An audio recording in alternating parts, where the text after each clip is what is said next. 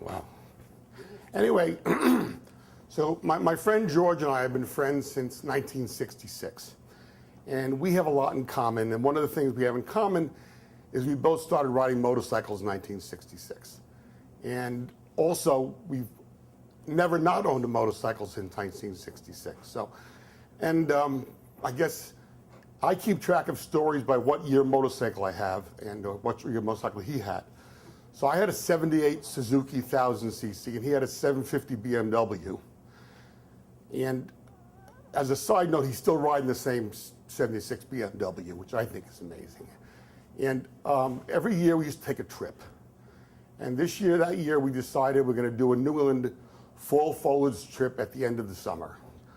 So the reason you can do fall foliage at the end of the summer is New England up north, it starts a little earlier than the rest of the world.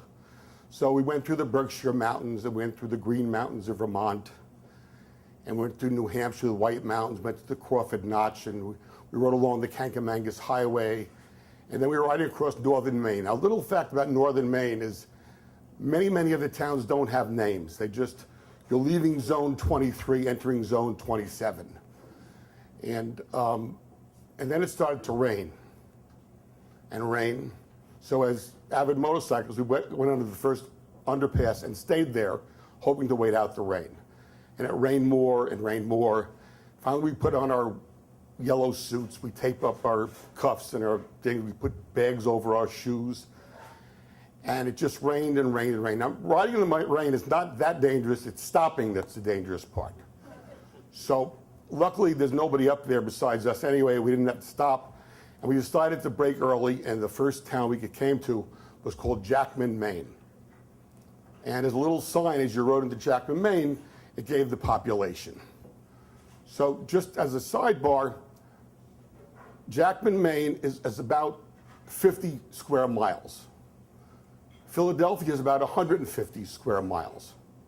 Philadelphia has 1.5 million people. Jackman, Maine had 738. And as we drove in, that made it 741. So the first place we came to was a big sign that said rooms, clean rooms, bowling alley, bar, and restaurant. What more could you ask for in life? So we pulled into the bowling. Anyway, we went to our room first, and we got all our wet clothes off. And then we had dinner. And then after dinner, there was a choice. Either we go to the bar or we go bowling. We chose the bar.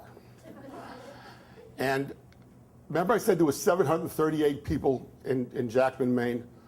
Well, by process of elimination, if you take half of those, and they're not of age, and half men and half women, half children, half adults, everyone of drinking age was in the bar. And the bar was as long as this room and was oval shaped, so the bartenders were 4 of them working both sides of the bar. The music was blasting, and they all seemed to be dressed alike in the same black and red lumberjack shirt of different size squares. And so we're sitting at the bar drinking and people watching. We're having a great time people watching, and the music's blasting.